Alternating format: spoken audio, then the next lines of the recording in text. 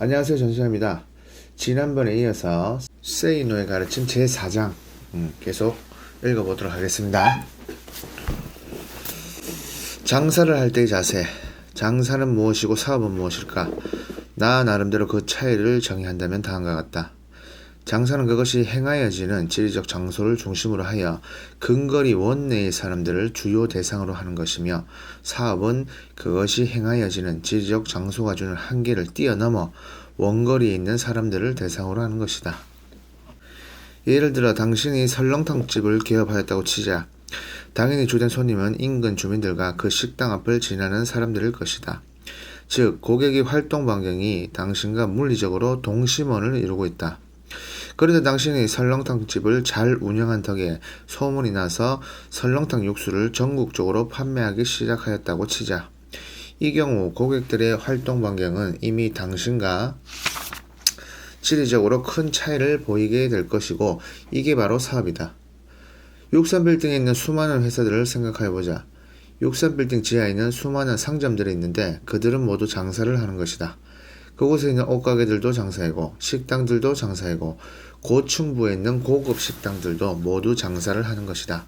그러나 그 빌딩의 사무실 층에 있는 회사들은 어떨까?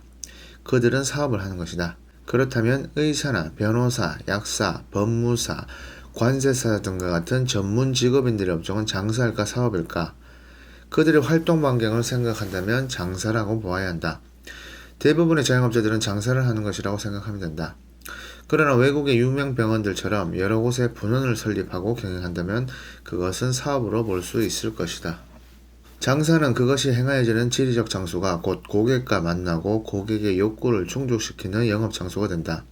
때문에 위치가 중요하다. 음식점이나 옷가게를 할 때 사람들의 통행이 많은 곳에 자리를 잡으라고 말하는 이유는 그것이 장사이기 때문이다. 손님이 먼 곳에서 찾아올 정도로 유명해졌다면 어떨까? 고객과 만나는 장소에는 변화가 없기 때문에 여전히 장사에 속한다. 반면에 사업은 그것이 행하여지는 지리적 장소를 벗어나 고객과 만나고 고객의 욕구를 충족시키게 된다. 예를 들어 어떤 특별한 소프트웨어를 개발해내고 상품화시키는 데 있어 그 작업 장소가 허름한 지하 창고 이하도 되는 이유는 그것이 사업이기 때문이다. 인터넷 쇼핑몰 역시 지리적 장소를 벗어나므로 사업에 속한다. 사업이나 장사를 구분할 때 그 법적 구성 형태, 이를테면 주식회사인가 아니면 개인 사업자인가 따위는 큰 차이가 없다는 것도 알아두어라. 장사와 사업을 내가 어떻게 구분하는지는 이 정도로 그치고 이제 장사를 할 때 자세가 무엇인지 알아보자. 장사의 목적은 돈을 버는 것이다. 여기서 재미난 사실은 돈만 노리면 돈은 절대 벌지 못한다는 점이다.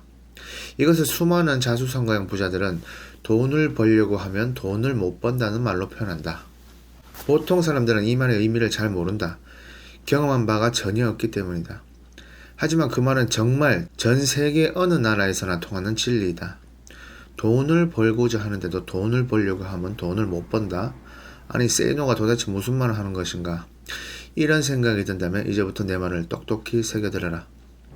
당신이 아주 작은 식당 하나를 개업했다고 가정하자. 당신은 돈을 벌어야 하므로 4,000원짜리 된장찌개에 들어갈 재료들의 원가를 생각할 것이고 한 그릇을 팔았을 때 남게 될 이득을 계산하고자 할 것이다. 그리고 찌개 몇 그릇을 팔아야 월 수입이 얼마가 될 것이라는 생각을 하게 될 것이다. 새겨들어라. 이득은 판매 빼기 원가라는 공식을 믿는 당신의 그 식당은 장담하건대 틀림없이 망할 것이다. 당신이 우선 생각해야 할 것은 맛이다. 고객이 찾는 것은 맛있는 된장찌개이기 때문이다. 그 맛을 창출하려면 당신은 엄청난 노력을 해야 한다. 그런데도 당신은 된장을 직접 만들 생각은 하지 않고 깡통에 담긴 공장 제품을 사다 쓰려고 하고 새벽 시장에 가서 직접 신선한 야채를 구하는 것이 아니라 피곤하다는 핑계로 납품업자에게서 받아다 쓸 것이다. 그리고는 원가를 생각할 것이다. 거기서 무슨 차별화가 생긴단 말이며 무슨 맛이 생겨난다는 말인가. 신당동 떡볶이 골목이 유명하다고 해서 아내와 함께 일부러 가본 적이 있었다. 내가 업소를 잘못 찾아갔는지는 모르겠지만 유명 연예인들이 왔다 가면서 남겨오는 낙사들이 한쪽 벽을 장식하고 있었지만 나는 고추장 맛부터 전혀 마음에 들지 않았다. 화장실을 가면서 주방 쪽을 살펴보니 그 고추장은 공장 제품이었다. 나는 그 이후 그 동네를 가지 않는다. 안 되는 식당일수록 밥맛도 형편없는데 원가 절감 차원에서 싸구려 쌀을 사용하기 때문이다. 이러니 고객들이 올 리가 없고 장사가 안 되지만 메뉴에 문제가 있는 줄 알고 메뉴만 늘리면서 더더욱 형편없는 음식을 제공하게 된다. 그러면서 빚에 쫓기게 되고 경기가 워낙 안 좋아 장사가 안 된다고 말한다. 한심한 사람들. 당신 입맛에서 맛이 그럴듯한데도 안 팔린다고? 부자들이 보기에도 맛이 있을까? 명동 칼국수로 유명한 명동 교제에 가보라. 칼국수 하나를 만들어도 일단은 배부른 부자들이 먹어도 맛이 있다는 말이 나오도록 하여야 한다. 배고픈 사람이 먹었을 때만 맛있는 음식으로는 결코 성공할 수 없다. 명동교자에서는 독특한 칼국수 맛을 보존하고자 명동에 있는 두 곳을 제외하고는 지점 설치도 하지 않는다고 한다. 내가 아는 사람이 이 얘기다. 현재 나이가 50대인 그는 20대 말에 아버지가 갑작스레 사망하면서 연간 매출 수백억 원대의 건실한 회사를 졸지에 물려받았다. 몇 년 후 그는 사업 영역을 부동산 개발같이 좀 더 쉽게 돈을 벌 수 있는 것 같이 보이는 분야로 확장하면서도 다른 한편으로는 룸사롱에서 젊은 여자들만 찾다가 급기야 30대 중반에 회사는 부도가 났고 결국 쫄딱 망하게 된다. 곧이어 아내로부터 이혼을 당하였고 자식들도 여자 관계가 복잡하였던 아버지를 전혀 좋아하지 않았기에 원룸에서 혼자 사는 처지가 되었다. 하지만 그는 왕년의 생활을 잊지 못하고 여전히 넥타이를 매고 여러 친구들의 사무실 한 귀퉁이를 전전하면서 빌부터 지내기를 근 10년간이나 하였다. 그러다가 마음을 겨우 고쳐먹고 몇 년 전 아주 작은 삼겹살 음식점을 월세로 개업하였는데 개업 6개월 정도 후 내가 방문하여 보니 인테리어고 뭐가 없었지만 손님이 미어 터졌다. 그 북새통 틈에서 나도 겨우 식사를 했는데 모든 음식의 맛이 아주 좋았다. 손님들 오면 그가 주문을 직접 받았고 아르바이트 학생들과 함께 빈 그릇을 치우고 행주를 직접 들고 드럼통으로 만든 식탁을 치웠다. 손님들이 어느 정도 자리를 떴을 때 겨우 그와 이야기를 나눌 수 있었다.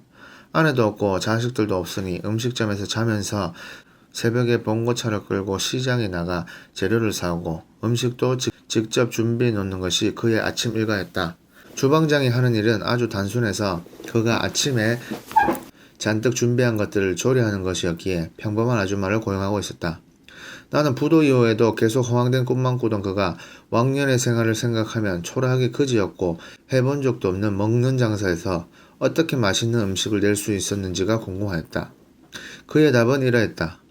친구들에게 얹혀 지내기를 10년 정도 하고 나니까 친구들도 나를 외면하기 시작했다. 그제서야 나는 넥타이를 풀고 작업복을 입어야 한다는 것을 깨달았다. 하지만 뭘 하여야 하는지는 몰랐다. 삼겹살집을 하게 된 동기는 별거 없다. 이혼 후 자식들도 없이 혼자 살면서 근 10년 동안은 한 끼 한 끼를 대강 때웠다. 하지만 부도 전까지는 서울에서 잘한다는 고급 음식점들을 거의 모두 다녔으니까 뭐가 맛있는 것인지는 너무나도 잘 알고 있었다. 어느 날 문득 찬밥에 김치로 밥을 먹다가 왕년에 화려했던 내 고급 입맛에 맞는 음식을 내가 만들어 팔면 팔리지 않을까 하는 생각이 갑자기 들었고 고기를 사다가 직접 포도주에 숙성시켜보면서 소스 개발도 시도하여 보았다. 몇 개월 노력한 끝에 내 입이 만족하는 맛이 나오게 되자 친구들에게 조금씩 돈을 빌려 3천만 원을 갖고서 월세로 식당을 개업했는데 이제는 세무서 걱정을 해야 할 정도가 되었다. 내가 여기서 들려주고자 하는 교훈은 이것이다. 먹는 장사를 하려면 가난하고 배고픈 자들의 입에 맛있는 음식을 만들지도 말고 팔지도 말아라. 배부른 부자들이 먹었을 때 맛있다는 소리를 들을 수 있는 음식을 미리미리 준비한 뒤에 개업을 하여야 한다. 그래야 돈방석에 안게 된다. 호떡 하나를 팔아도 맛을 연구하여야 하고 버터는 좋은 것을 써야 된다는 것을 잊지 말아라. 맛을 추구하다 보면 이익이 남지 않는다고? 처음에는 당연하다. 이익이 별로 남지 않을 것이므로 종업원 인건비를 아껴야 하고 따라서 인건비가 나가지 않는 자기 몸을 코피가 터질 정도로 최대한 움직여야 한다. 몸이 좀 피곤하므로 직원을 고용하여 새벽 시장에도 다녀오게 하고 그러면 안 되느냐고? 아니 없는 살림에 시작한 장사할 것이므로 가진 돈에는 한계가 있을 것이고 어느 식당이 맛있다고 소문이 나려면 시간이 상당히 필요한데 무슨 돈이 그리 많다고 월급까지 져가면서 사람을 부리겠다는 말이냐. 주방장을 고용하여 음식점을 하려고 한다는 사람들이 꽤 있는데 내가 보기에는 참으로 멍청한 사람들이다. 지금까지 나는 이른바 먹는 장사를 예로 삼아 설명하였지만 다른 장사들에서도 그 원리는 그대로 통용된다. 무슨 장사를 하건 간에 우선은 월급을 많이 안 줘도 되는 당신 자신의 몸을 24시간 굴리는 것이 가장 바람직하다. 그래야 주변의 경쟁자들을 따돌릴 수 있다. 경쟁자들은 자기 인건비, 종업원 인건비, 투자 비용 등등을 생각하고 있을 것이므로 그들의 오버헤드 코스트가 당신에게 있어서는 거의 최저 수준이 되고 그 대신 고객이 원하는 것에만 집중한다면 소문은 반드시 나게 되어 있다. 물론 그 소문이라는 것이 하루아침에 생기는 것은 절대 아니다. 시간이 걸린다. 때문에 무슨 사업이건 장사이건 간에 1, 2년 동안은 이를 악물고 고생할 각오를 해야 한다.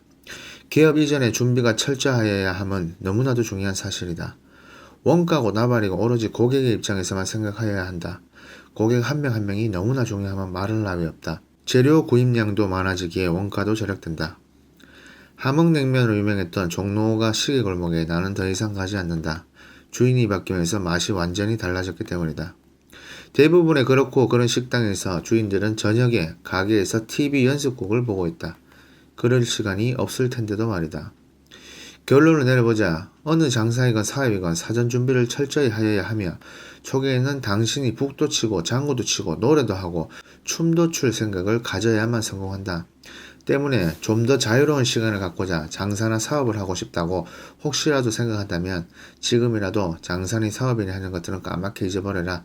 자유시간, 휴식시간, 그럴 시간이 없이 해야 하는 것이 장사고 사업이니까 말이다. 아울러 고객이 왜 당신에게 돈을 지불하는지를 정확히 알아라. 고객이 원하는 것이 무엇인지만을 생각하고 그것을 어떻게 하여야 충족시킬 수 있는지만을 연구하여라. 처음에는 힘들고 불안할 것이다. 하지만 내 말을 믿어라. 내가 알려준 대로만 하면 늦어도 3년째부터는 돈이 쌓일 것이다. 절대로 이득은 판매가 빼기 원가가 아님을 명심하라. 이득은 고객의 신뢰도 곱하기 고객 수익을 결코 잊지 말아라. 사업을 할 때 알아야 할 것들. 사업을 할 때 가져야 할 자세는 상당 부분 장사를 할 때 자세와 공통되지만 무엇보다도 기억해야 할 중요한 것들이 있다. 첫째, 폼 잡으려고 하지 말아라. 수많은 사람들이 사업을 하고자 한다고 하면서 마음속에 그럴듯한 사무실을 꿈꾸면서 사장실이라고 써붙인 별도의 공간도 갖기 원한다. 나의 강력한 조언, 절대로 폼 잡는 짓 하지 말아라. 사무실은 일하는 곳이다. 쾌적하고 여유로운 공간에서 일하면 좋겠지만 사업 초기에 그럴 돈이 어디 있단 말인가? 손님도 올 텐데 그래도 좀 꾸며 놓아야 하지 않겠느냐고? 그런 짓은 사기꾼들이 사용하는 사업 방식일 뿐이다. 수십억, 수백억 자본이 있어 사업을 하는 것도 아니지 않는가? 나는 안다. 벤처 바람이 불면서 테일 안에 몰려들었던 수많은 업체들 중 상당수가 월 임대료로만 수천만 원씩 납부하다가 결국은 슬그머니 사라지고 말았다는 것을. 어느 신문에서 본 내용. 1년에 300개 이상의 기업을 방문, 그 전망을 판단하고 투자한다는 일본 최고의 펀드 매니저 후지노는 2000년 2월 주간 문춘에서 이렇게 말하였다고 한다. 높이 1m 이상의 관상식물, 니스칠한 나무 그루터기, 동물 박제, 고급 술, 유명 화가의 그림, 골프채, 우승 트로피, 저명인가 찍은 스냅 사진 같은 것들 중 4가지 이상이 사장실에 있으면 볼장다분 회사이므로 투자를 삼가하라. 또 사장이 외제차를 타고 다니며 금빛 찬란한 호화 시계를 차고 있어도 주의가 필요하다. 사장이 저명인가 친하다고 은근히 내미치거나 자랑하는 회사, 업적 부진을 경기나 정부 탓으로 돌리는 회사, 화장실이 더러운 회사, 지나치게 예쁜 안내원이 있는 회사, 요정에서 손님 접대하려는 회사 등은 투자해봐야 별 볼 일 없거나 망하기 십상이다. 나 역시 후진호가 갖고 있는 판단 기준과 비슷한 기준을 갖고 있는데 예를 들면 중소기업 사장이 골프에 미쳐 있거나 제조업체 사장의 사무실이 호사스럽다거나 한다면 일단은 경영자로서의 자질을 의심하게 된다. 나의 경험담. 임대료가 싼 곳을 찾다 보니 옆 건물과의 거리가 1m도 안 되기 때문에 햇빛이 전혀 안 들어 지하실이나 다른 없는 곳을 빌려 사용하였던 적이 있다. 책상 구입할 돈을 아끼려고 조립식 철제 앵글을 직접 사다가 책상 모양으로 조립하고 그 위에 베니아판을 잘라 책상처럼 만들고 다시 그 위에 흰 비닐을 깔아 놓았다. 내가 만들기 힘든 사무용 가구들은 모두 중고로 구입했는데 나중에 우연히 책상 밑을 보니 부적이 있는 것들도 있었다. 사무실에서 쓸 호치케이스들은 청계천 벼룩시장에서 미제 중고를 1개에 1,000원씩 샀었다. 물론 내가 발표하는 모든 글들이 쓰라린 경험에서 나오는 것임을, 즉 내가 한 번은 넘어져 보고 난 뒤 알게 된 사실들임을 내가 처음부터 알고 있었던 것들은 아니었음을 독자가 짐작하고 있다면 나 역시 한때는 화려하고 폼나는 사무실에 눈이 멀었던 적이 있었음을 눈치챌 것이다. 30대 초에 시청 옆 서소문 한복판에 있는 폼나는 빌딩에서 거들먹거렸던 적도 있었으니까. 그러다가 돈 벌어서 모두 그 멋진 빌딩을 소유한 회사에게 갖다 바치고 있음을 깨닫고는 즉시 사무실을 옮겼는데 그 규모를 5분의 1 정도로 줄였으니 내가 얼마나 공간을 줄였는지 짐작할 것이다. 어쨌든 내 방의 벽을 투명 유리로 만들고 직원들이 나를 볼 수 있게 한 시절도 10년 이상 된다. 화려한 소파? 그런 거 나는 모른다. 외국계 회사의 경영을 맡기 시작했을 때 구입한 소파조차 중고품이었다. 나는 소파보다는 회의용 탁자를 더 선호한다. 당신도 사업을 구상한다면 그런 자세로 해라. 둘째, 내가 수없이 강조하는 것이지만 준비가 철저하여야 한다. 30년 이상 만남이 없었던 고교 동창 한 명이 어느 날 갑자기 나에게 전화를 걸어왔다. 그런 경우 대부분은 뭔가 물건을 팔고자 하는 목적이었지만 그는 내게 동창으로서 조언을 듣고 싶어 한다는 것이었다. 점심을 함께하면서 그는 대기업을 서너 곳 다니다가 2년 전쯤 퇴직하였고 꼭 캐나다 이민을 가서 오퍼상을 하고자 한다고 하면서 자신이 캐나다에서 좋은 물건들을 찾아내 한국에 보내면 유통을 맡아줄 수 있느냐고 물었다. 그 대화 내용. 자, 이제부터 좀 욕이 나올 수가 있는데 저번에도 말씀드렸지만 세이노 선생님의 의도를 그대로 전달하기 위해서 욕을 그대로 읽도록 하겠습니다. 일단 미리 양해 부탁드립니다. 회사 다닐 때는 뭐 했었니? XX 회사에서 XX 담당이었지. 그런데 오파상을 하려고 한다고? 그래, 오파상이나 해보려고. 영어는 얼마나 하니? 토익이나 토플 본 적 있니? 토익은 대학교 다닐 때 본 게 마지막이었는데 형편없지 뭐. 회사 다니면서 영어 공부한 적 없니? 없지 뭐. 회사 다니면서 학원 같은 곳에 다닌 적 있니? 아니. 회사 다니면서 책은 주로 뭘 읽었니? 역사소설을 좀 읽었지. 최근에 오파상에 대해 공부한 적 있니? 무역 업무 관련 서적을 읽었거나 학원에 다닌 적 있니? 아니, 이제 해야겠지 뭐. 여기까지 이야기를 하고 나서 나는 식사를 중단하고 수저를 팽개치다시피 내려놓았다. 야, 이 씹새끼야. 내 이야기 똑바로 들어라. 나는 너 같은 새끼가 제일 싫다. 얼마나 싫어하냐 하면 이렇게 밥을 같이 먹다가도 지금껏 먹은 것 모두를 네 면상에 토해내고 싶을 정도로 싫다. 이 씨팔놈아. 현재까지 노력이라고는 개뿔도 안 하고 살다가 이제 와서 오파상이나 해보려고 한다고? 야, 이 씹새끼야. 오파상이나? 오파상이 누구네 집 강아지 이름인 줄 아냐? 하다못해 구멍가게를 하더라도 공부할 게 많은데 무역에 관한 책 한 권 안 본 새끼가 오파상이나? 너 미친 새끼 아니야? 영어도 좆도 못하는 게 이민을 가서 오파상이나 하려고 한다고? 캐나다 사람들이 영어도 좆도 못하는 네가 뭐 이쁘다고 너를 파트너로 삼다는 말이냐? 너를 호구로 알고 그냥 재고품 처리하는데 이용할 테고 그런 쓰레기 더미들을 나보고 팔아달라고? 이 쌍놈의 새끼야? 내가 네 똥꼬나 닦아줄 사람으로 보이냐? 너 같은 새끼는 이민 가서 10년 정도 칠면조 도살장이나 다니면서 칠면조 똥집이나 만지고 살아야 정신을 차릴 놈이다. 이 쌍놈아. 그런 개떡 같은 정신 자세로 얼마 전까지 회사를 다녔다는 게 정말 신통방통하다. 그의 눈에는 눈물이 고이기 시작했지만 나는 말을 멈추지 않았다. 자, 독자들은 내가 뭘 말하는지 이미 너무나 잘 알 것이다. 언젠가 고시 출신의 공무원 어느 독자가 미국에 가서 세탁소를 하려고 한다고 했을 때 내가 준 조언은 지금 당장 우리나라 세탁소에 가서 인부로 일하라는 것이었다. 그게 사업이건 장사건 처음에 가져야 할 자세이기 때문이다. 셋째, 공부는 하되 경영 관련 서적들의 내용을 섣불리 받아들이지는 말아라. 사업을 꿈꾸는 사람들의 많은 수는 사업은 경영이라는 덩치가 사로잡혀 수많은 유명 경영자들이 저자로 표기된 책들을 읽는다. 실제로 대학이나 대학원의 경영학과에서 배우고 있는 많은 사례들 역시 유명 기업들과 그 경영자들에 대한 스터디이다.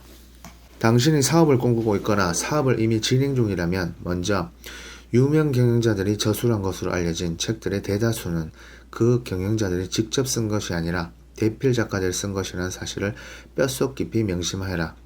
이것은 국내 경영자이건 해외 경영자이건 마찬가지이다. 그런 책들은 거의 모두 유명 경영자가 몇 시간 말한 것들 혹은 간략히 기록한 것들을 어떤 전문적인 대필 작가가 그 경영자 주변의 사람들로부터 보충 설명을 취한 뒤 그럴듯하게 조합, 각색, 창작하여 포장한 뒤 출판한 것들이다. 때문에 듣기 좋은 말들은 물론 예쁜 꿈과 이상들이 아주 잘, 때로는 대단히 감동적으로 기록되어 있지만 그 책들이 실제 상황을 그대로 여과 없이 기록한 것은 결코 아니라는 것을 기억하여라. 즉, 그 책들은 사업과 경영에서 어느 한 면만을 단편적으로 보여줄 뿐이지 전체를 보여주지는 않으며 특히나 실전에서 부딪히는 여러 종류의 문제들에 대해서는 입도 뻥끗하지 않는다는 말이다. 내가 20, 30대에 누군가가 내게 그 사실을 기뜸이라도 해주었었다면 나는 상당한 시행착오를 줄일 수 있었을 텐데. 가정법 각오 완료. 또 하나 기억하여야 할 사실은 각종 경영학 관련 서적들에서 나오는 여러가지 훌륭한 사례들을 있는 그대로 당신이 적용하려고 하면 절대 안 된다는 것이다. 예를 들어 MS, GE, HP, 소니, 토요타 등등이 사례들을 사업을 이제 시작하려는 당신이 신주 딴지처럼 신봉하였다가는 큰 코 다친다. 왜냐하면 A라는 업종에서 A라는 회사가 이룩한 성공적 경영 사례라고 하여 같은 업종이긴 하지만 A보다 규모가 훨씬 작은 회사에서도 그것을 따라 한다거나 또는 B라는 업종에 종사하는 회사에서 적용하고자 한다면 상당한 위험을 감수하여야 하기 때문이다. 어리석은 대중들은 이 사실을 전혀 모른다. 그래서 툭하면 어떤 회사는 이러저러한 방법으로 성공했다는 것에 사로잡힌다. 그 방법과 정반대되는 방법으로 성공한 경우도 분명히 있으니까. 사업을 할 때 알아야 할 것들. 두 번째, 사람관리. 넷째, 사람관리이다. 장사에서 인건비를 줄이려면 당신이 북도 치고 장구도 치고 혼자서 별걸 다 하여야 한다고 했다. 사업에서도 그 원칙은 초기에는 반드시 지켜져야 한다. 하지만 장사이건 사업이건 간에 혼자서 북치고 장구치고 하는 데는 한계가 있기 마련이다. 언젠가는 직원을 어쩔 수 없이 채용해야 한다. 물론 직원은 한 명도 없이 외부 인력을 일당제로 고용하여 수년간 사업을 하여온 사장도 내 주변에 있는데 사무실조차 없지만 건설 회사들을 상대로 위생설비 공사를 꾸준히 도급받아 오고 있다. 그런데 직원은 어떻게 채용해야 하며 또 월급은 얼마나 주어야 할까? 먼저 사람을 어떻게 뽑아야 하는지를 생각해보자. 당신으로서는 능력있고 똑똑한 경력 직원을 뽑고 싶겠지만 뒷돈이 많지 않는 한 사업 초기 단계에서 그런 사람을 구한다는 것은 매우 어렵다. 입장을 바꿔놓고 생각해보라. 직원도 없고 사무실도 초라하고 일을 시작한 지도 얼마 되지 않았다고 하는 작은 회사에 당신 같으면 취직하고 싶겠는가? 사업을 친구나 선배, 후배 등과 함께하면 어떻겠느냐고? 착각하지 마라. 이 일이란 같이 하여 보기 전까지는 그 능력을 전혀 가늠할 수 없다. 같이 놀러 다니며 술도 같이 마시면서 정을 키워왔고 그러면서 상대가 어떤 사람인지 정도를 알고 있기에 함께 일하고 싶다는 생각은 일의 본질을 아직도 모르고 있는 당신의 무지를 보여줄 뿐이다.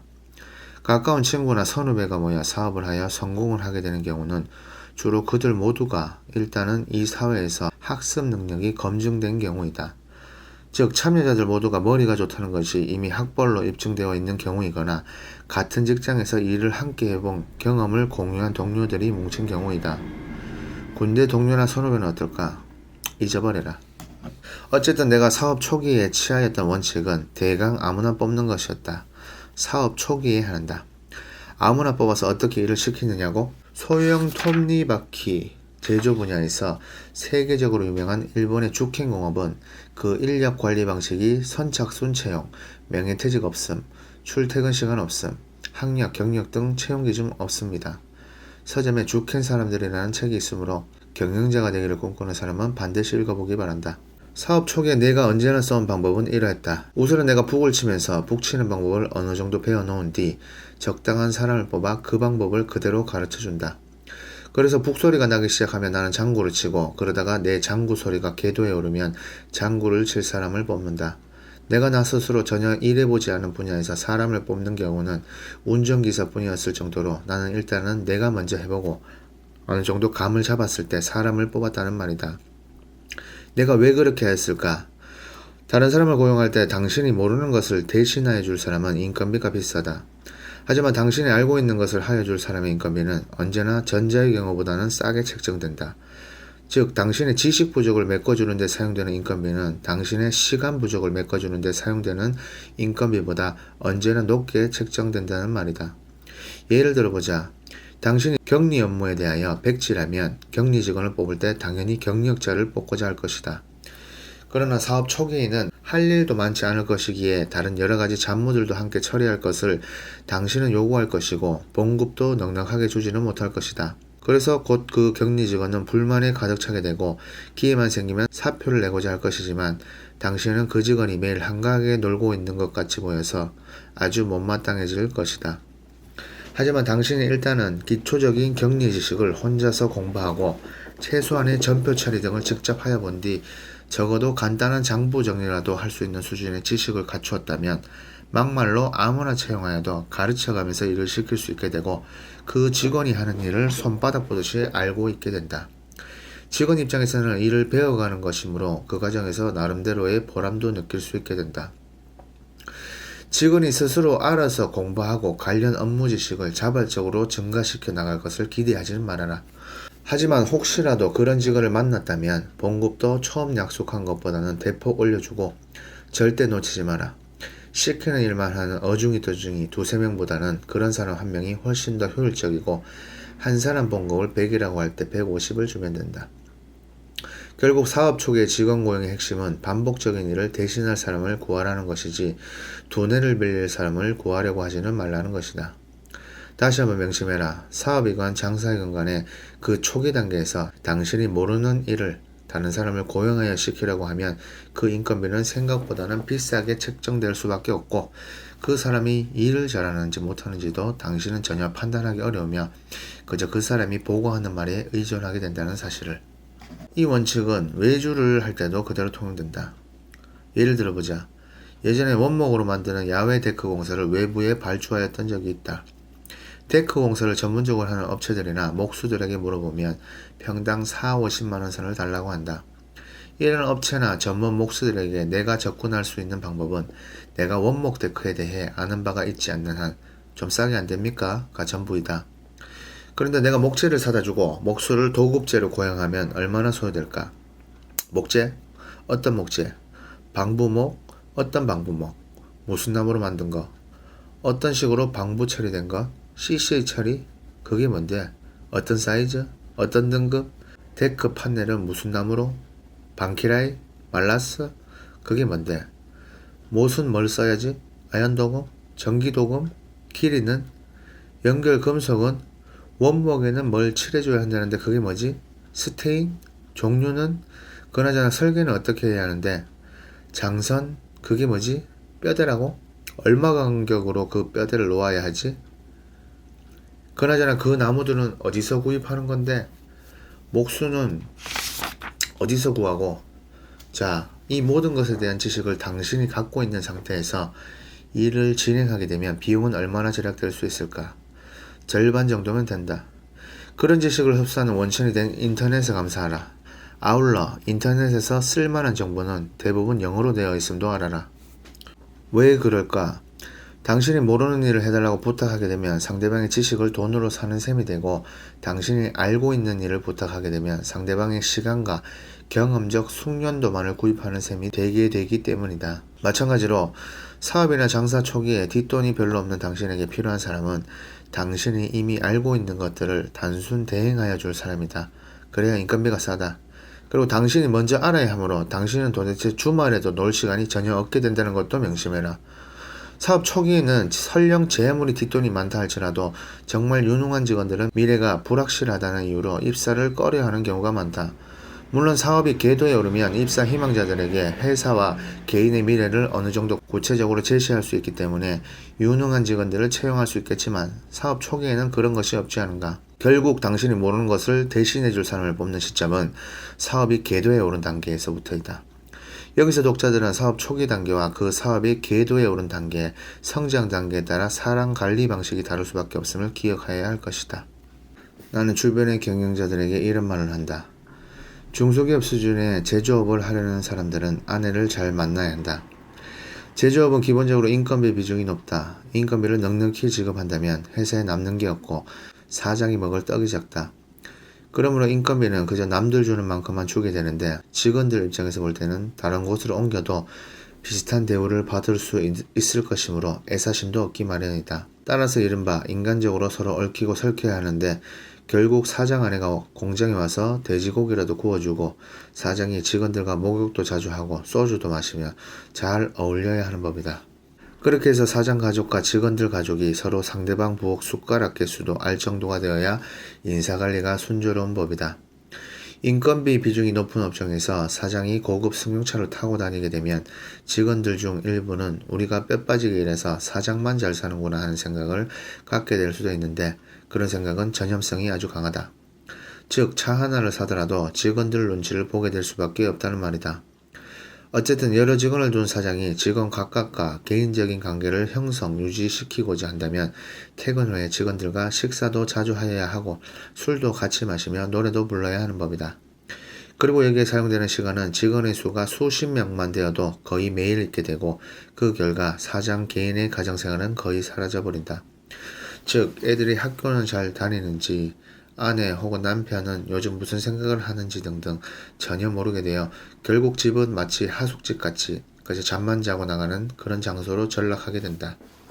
여기서 당신이 왜 사업을 하려는지 다시 한번 생각해보자. 돈 좀 벌려고 아닌가? 왜 돈을 벌려고 한다고? 가족과 행복하게 살려고 아닌가? 그런데 직원들에게 많은 시간을 할애한다면 가족과의 행복을 언제 추구할 수 있다는 말인가? 결국 내가 취한 방침은 일단은 최소 한도의 인원만 채용하고 그들에게 남들 주는 만큼 이상을 줄 때 동양적 인간관계는 포기하자는 것이었다. 즉, 사업 초기에 채용하게 되는 직원의 월급을 가장 합리적으로 결정하는 방법은 이른바 시장 원칙에 따르는 것이다. 비슷한 스펙을 가진 사람들에게 비슷한 규모의 회사에서 주는 월급 수준에 따르라는 말이다. 실제로 이런 방식은 한국에 지사를 세우는 외국 회사들 대부분에서 채택되는데, 그들이 참고로 하는 봉급 결정 참고 자료가 주한 외국 상공회의소들에서 정기적으로 발행된다. 하지만 그것도 횟수를 넘어가게 되면 직원들이 봉급 인상을 기대하게 되기 때문에 회사의 이득이 점점 더 많아지지 않는다면 문제가 발생할 수밖에 없었다. 즉, 매년 사업이 성장하고 이득이 증가된다면 그만큼의 열매를 직원들과 나눠 가져갈 수 있겠지만, 매출이 증가하지 않고 이득도 증가하지 않는다면 봉급 인상은 어렵게 될 수밖에 없지 않겠는가.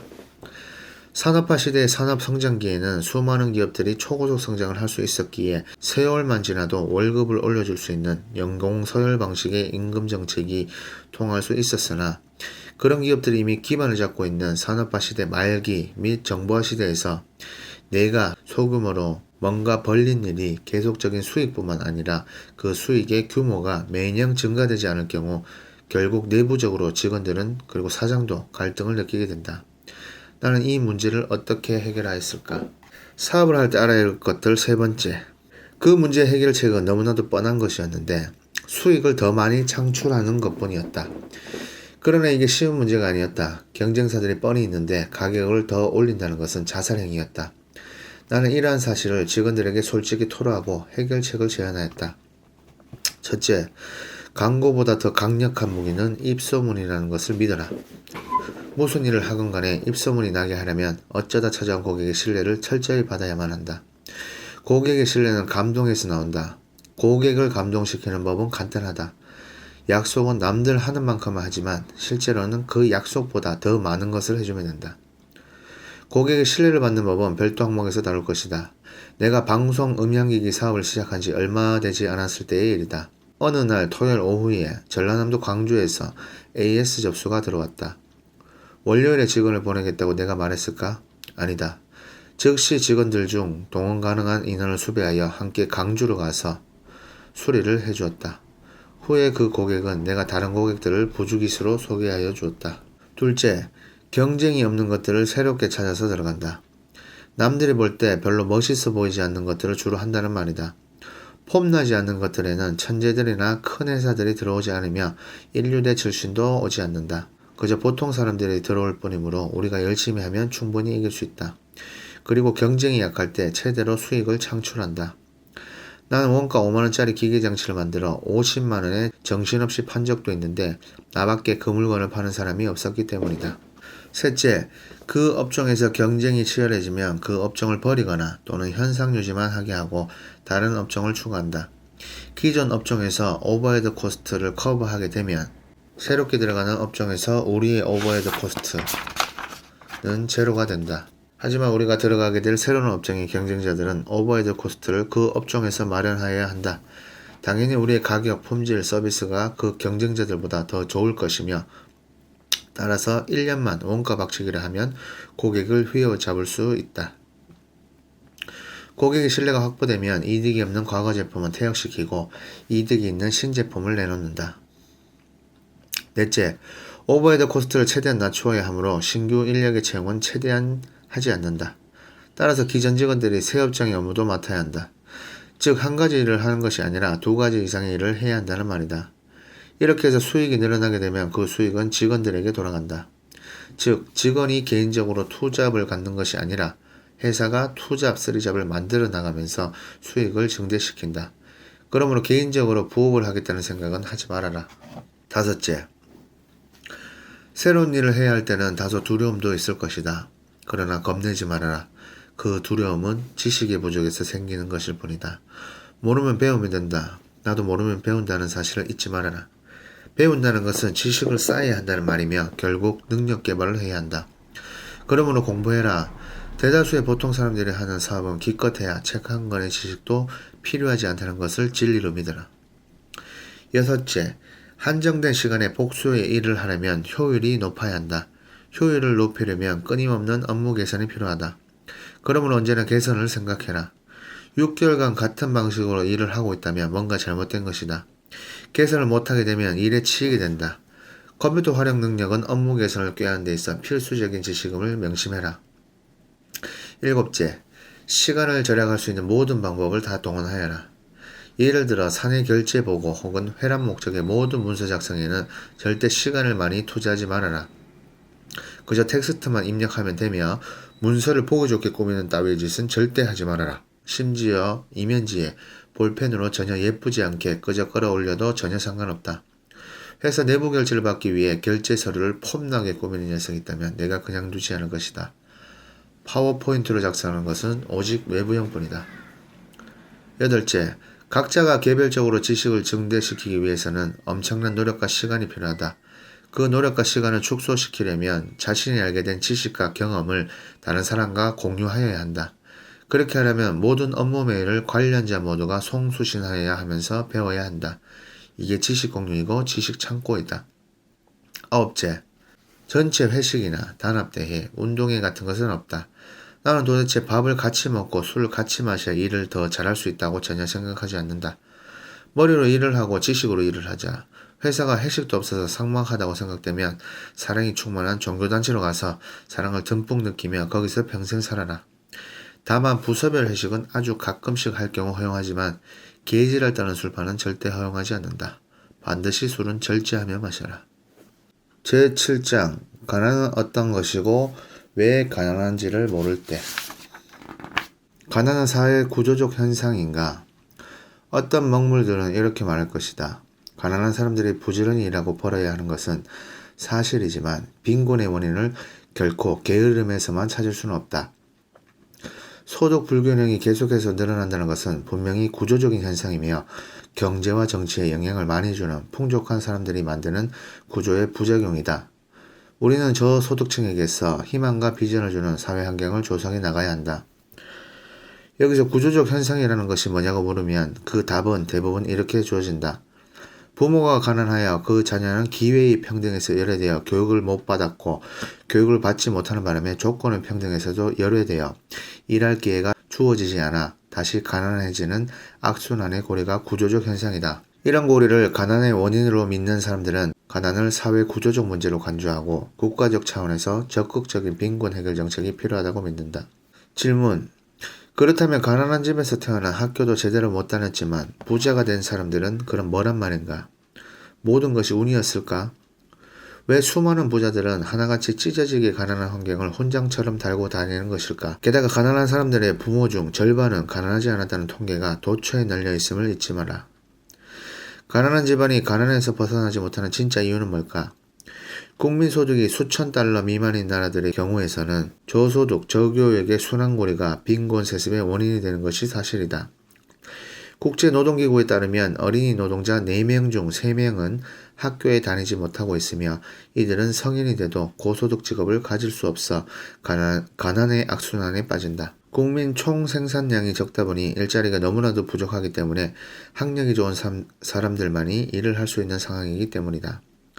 한국은 1980년대까지 이런 상황에 처해 있었고 전태일이 분신 자살할 수밖에 없는 상황이었다. 이런 시대에서 가난은 절대적 가난이다. 그러나 그 어느 나라에서건 3D 업종에 대한 회피가 나타나기 시작하는 고소득 시대에 접어들게 되면 그 말이 맞지 않는다.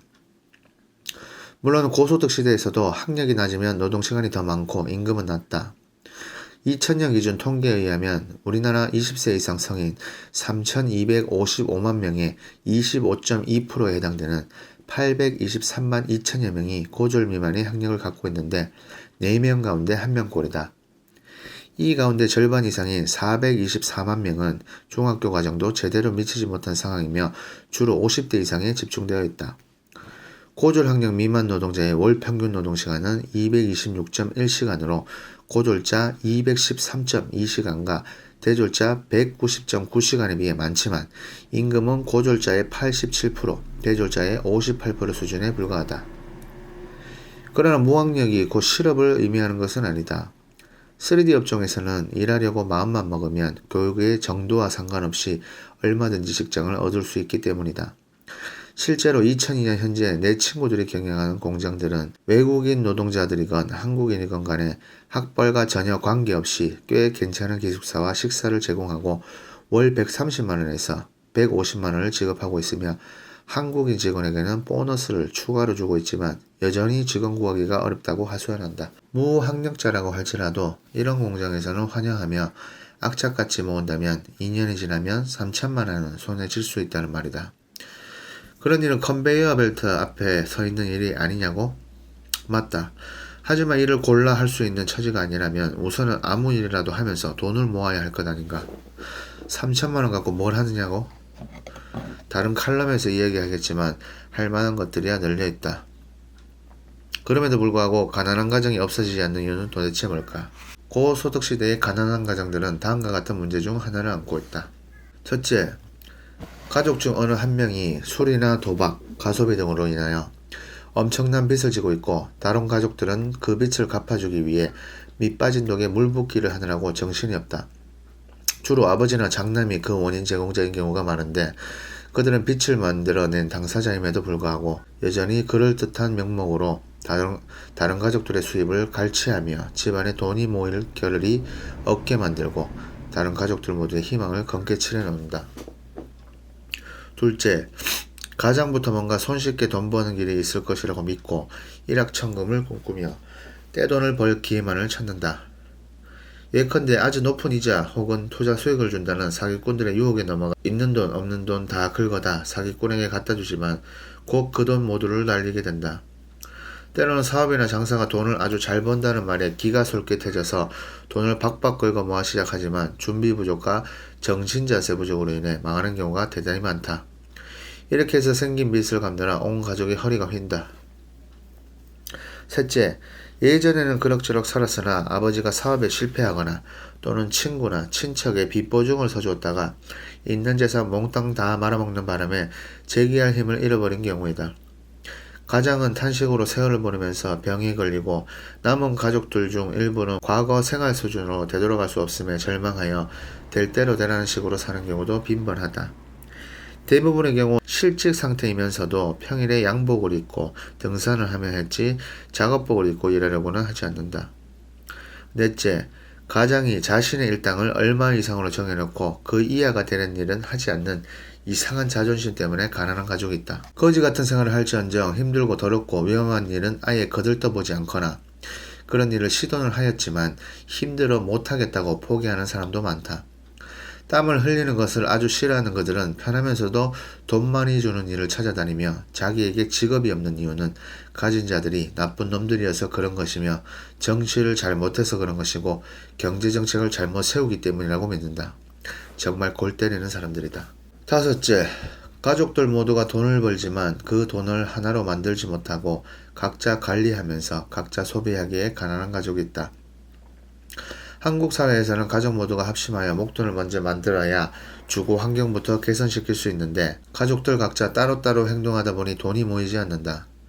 이를테면 장녀는 장녀대로 자기 화장품과 옷가지를 사느라고 수입을 거의 다 사용하며 장남은 분수에 넘치게 자갈관을 끌고 다니며 친구들과 어울리느라고 수입 이외에 카드비까지 지는 그런 식이다. 여섯째, 공부도 별로 잘하지 못하는 자식을 어떻게 해서든지 대학에 보내려고 또는 그 자식들이 성적도 뛰어나지도 않은데 자신의 처지는 생각하지 않고 기를 쓰고 대학을 가느라고 가족 수입의 상당 부분을 교육비로 투자하는 바람에 가난에서 벗어나지 못하는 가족도 있다. 그 자식이 취직이라도 하면 가족 모두 이제는 고상이 끝났다고 여기지만 이미 성인이 된 형제 자매를 그가 경제적으로 도와주고 나이가 든 부모를 부양하기에는 힘이 너무나 벅차다. 일곱째, 가족 중 누군가 병에 걸려 있음으로 인하여 빚을 지고 나머지 가족들의 수입 대부분이 그 빚과 치료비에 바쳐지는 경우이다. 선천적 혹은 후천적 장애로 인하여 일하기를 구하기 힘들어 가난한 경우도 있다. 가족 중에 그런 장애우가 있는 경우 다른 한 명의 가족이 그 장애우를 돌보느라고 일을 하지 못하는 바람에 가난한 경우도 있다. 병이나 장애가 없는 부부라고 할지라도 아이를 돌봐줄 곳이 없어서 남편 혼자만의 수입에 의존하다 보니 가난에서 탈출하기 어려운 상황이 되기도 하고 돌봐줄 가족이 없는 노인들 혹은 남편 없이 어린아이를 돌보며 생활비를 벌어야 하는 주부 가정 역시 가난에서 벗어나지 못한다.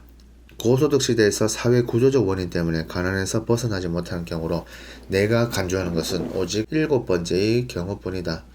그 어느 나라에서건 3D 업종에서 근로자를 찾기 어려운 시기가 되면 일자리를 찾으면 얼마든지 구할 수 있기 때문이다.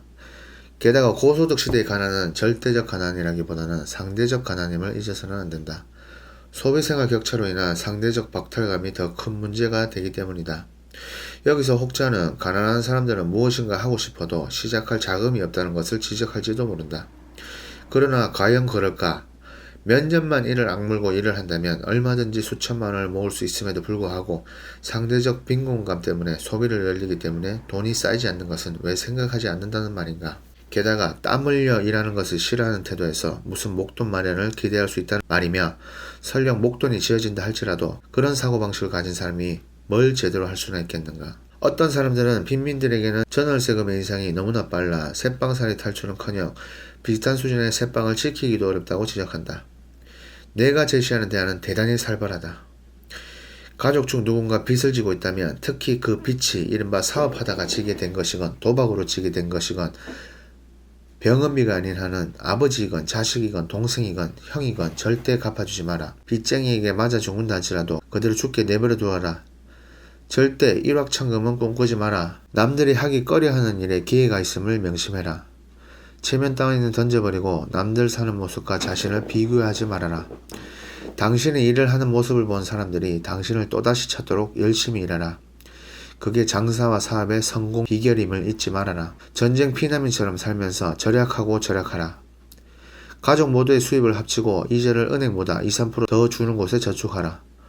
이자를 상당히 많이 준다는 곳들은 모두 사기꾼임을 명심해라. 친척이건 친구이건 그 누구에게도 돈을 절대 빌려주지 말고 당신 가족이 혹은 당신이 돈을 얼마 모았다는 소리는 그 누구에게도 절대 하지 말라. 인류대에 갈 실력이 안 되는 자녀에게는 교육비를 절대 투자하지 말아라. 그리고는 소주 한 잔도 마시지 말고 돈을 모으고 또 모아라. 가난한 젊은이에게 주는 대안 역시 마찬가지이다. 땡잔 한 푼 없다면 침식을 제공하는 공장 같은 곳에 들어가 2~3년을 있으면서 돈을 아기처럼 모아라. 외출도 하지 말아라. 시간이 남으면 책을 읽어라. 얘네는 꿈도 꾸지 마라. 외로우면 자이나 해라. 그 누구에게도 돈을 빌려주지 마라. 집안에 무슨 일이 있건 간에 죽을 병이 아니라면 신경 꺼라. 하지만 내가 대안을 제시하지 못하는 경우가 있다. 질병이나 장애가 있는 경우, 부부가 함께 일을 하여야 하는 처지이지만 아이를 돌봐줄 사람이 없는 경우, 혼자 사는 노인들, 남편도 없이 애가 딸린 아줌마 등이다. 가난이 세습되는 이유. 1972년에 영국의 K 조셉은 빈곤의 세습화와 관련하여 박탈의 순환을 설명하면서 부적절한 부모가 부적절한 아동을 만들어낸다고 하였다. 부모의 부적절한 태도가 가난한 가정의 특징이라는 것이다. 나는 조셉의 의견에 동조한다. 내가 가난한 사회 구조적 현상인가 항목에서 열거한 가난한 가족들의 사례들 중 첫 번째부터 5번째까지 모두가 그리고 6번째에서는 부분적으로는 부모의 태도가 적절치 못하였음을 보여준다는 사실에 주목하라. 어느 교육학자는 빈민층 어머니들에게 장난감 사용법을 상세히 가르쳐주면 그 아이들의 인지 발달이 증대되게 됨을 입증했다. 교육학자 고든 역시 부모가 알아야 자녀들의 과제 수행 능력이 우수하다고 했다. 부모가 제대로 알고 가르칠 때 자녀도 제대로 알게 되고 일도 잘한다는 말이다. 그렇다면 가난한 부모들은 도대체 그 자녀들에게 무엇을 제대로 가르치지 못하였기에 가난을 세습시킨다는 말인가? 금융 지식인가? 투자 지식인가? 아니다. 무엇보다도 가난한 부모들은 자녀에게 직업이 좋아야만 잘 살 수 있다고 가르치면서 흔히 이렇게 말한다. 내가 못 배워서 이런 일밖에는 하지 못하지만 너는 좋은 직업을 가지고 부자로 잘 살아라. 즉 자신이 가난한 이유는 직업이 역 같아서 그런 것이므로 제대로 교육을 받아 현재 하는 일과는 다른 직업을 가졌다면 가난하게 살지 않을 것이라는 것이다. 하지만 자녀는 자기들 역시 부모가 갖고 있는 직업의 범주에서 크게 벗어나지 못함을 알게 되면서 가난을 그 부모가 대부분 그랬듯이 마치 운명처럼 받아들이게 된다. 가난한 자들 중에는 운명론자가 엄청 많다. 물론 직업 중에는 부자 되기 어려운 직업들이 있다. 일한 대가가 사회적으로 정해진 직업들이 대표적이다.